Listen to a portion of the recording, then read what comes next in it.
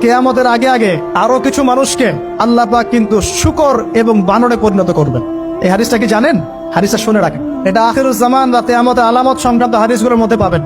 আল্লাহ রাসূল সাল্লাল্লাহু আলাইহি ওয়াসাল্লাম বলেছেন, কিয়ামতের আগে আগে আমার উম্মতের মধ্যে, ভালো করে শোনেন, কিয়ামতের আগে আগে আমার উম্মতের মধ্যে একদল মানুষ বের হবে যারা মদ পানকে হালাল মনে করবে। কাকে? মদ পান করাকে হালাল মনে করবে। যারা বাদ্যযন্ত্র, গায়িকা, নায়িকা এগুলো নিয়ে নর্তকী নাচাবে রাতের বেলা, এগুলোকে হালাল মনে করবে। যারা অশ্লীলতা, বেহায়াপনাকে জায়েজ করে নিবে, ঠিক আছে, এরকম কয়েকটা পাপের কথা বলে নবীজি বলছেন একদিন সকালবেলা আল্লাহ পাক তাদেরকে ঘৃণিত বানরে পরিণত করবে।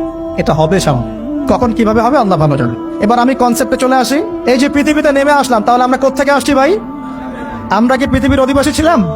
আমরা জান্নাতে ছিলাম, ওখান থেকে আল্লাহ পাক পাঠিয়েছে। এবার পৃথিবীতে এসে আদম আলাইহিস সালামের যুগে খুব একটা দুর্ঘটনা ঘটে নাই, একটা ঘটেছে। কয়টা? একটা। ভাই হাবিলের কোরবানি কবুল হয়, কাবিলের অন্তর্দাহ হয়, জ্বালা হয়। কেন হাবিলেরটা কবুল হবে, কাবিলের কেন হচ্ছে না? এই হিংসার বশবর্তী হয়ে কাবিল হাবিলকে হত্যা করে ফেলে। হত্যা করে লাশটা দাফন করার পদ্ধতিও তার জানা ছিল না। আল্লাহ কাককে পাঠালেন, কাককে দেখে সে শিখলো। প্রথম দুর্ঘটনা হচ্ছে হাবিল কাবিলের দুর্ঘটনা। বলে রাখি, আজকেও নিজের ভাইয়ের বেশে বহু কাবিল মুসলিম সমাজের মধ্যে ঘুরে বেড়ায়।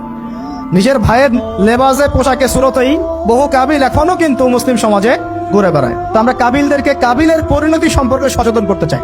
হাবিল বলেছিল, তুমি যদি আমাকে মারতে আসো, আমি তোমাকে মারার জন্য হাত বাড়াবো না। হাবিল জান্নাতে যাবে আর কাবিল জাহান্নামে যাবে। কেন কাবিল জাহান্নামে যাবে? নবীজি বলেছেন, পৃথিবীর প্রথম হত্যাকাণ্ড সংগঠিত করেছে কাবিল। এই কারণে পৃথিবীতে যত খুন হবে, সমস্ত খুনের পাপের একটা অংশ কাবিলের আমলনামায় যোগ করা হবে। বলে নাউজুবিল্লাহ। একটা কথা মনে রাখবেন, সদকায়ে জারিয়া যেমন আছে, গুনাহে জারিয়াও আছে। একটা মদের দোকান দিয়েছেন, যত মানুষ মদ খাচ্ছে, সমস্ত গোনার একটা অংশ আপনার কাঁধে আসছে। সিনেমা হল করেছেন, মানুষ সারাদিন নেকটা ছবি দেখে, নগ্ন ছবি দেখে, যত মানুষ এখানে পাপ করবে, সমস্ত পাপের একটা অংশ আপনার কাঁধে যাবে।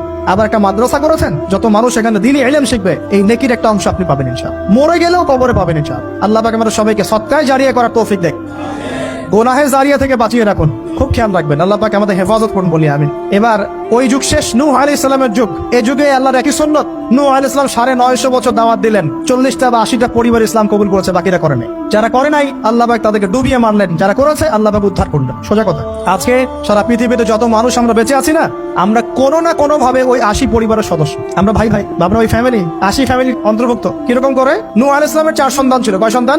এক সন্তানের নাম হচ্ছে হাম। কি নাম? হাম। হাম ছিল একটু কালো বর্ণের। হামকে দিয়ে আফ্রিকার কন্টিনেন্টে যত মানুষ দেখছেন ব্ল্যাক স্কিনের, কালো স্কিন, এরা সবাই হামের বংশধর। মজা না বিষয়টা? মানুষের অস্তিত্ব পৃথিবীতে, ইতিহাস, এগুলো খুব ইন্টারেস্টিং টপিক। ইতিহাস পড়তে থাকলে আপনি ডুবে যাবেন। কত কিছু বিশ্বে হয়েছে আর কত কিছু হবে সামনে।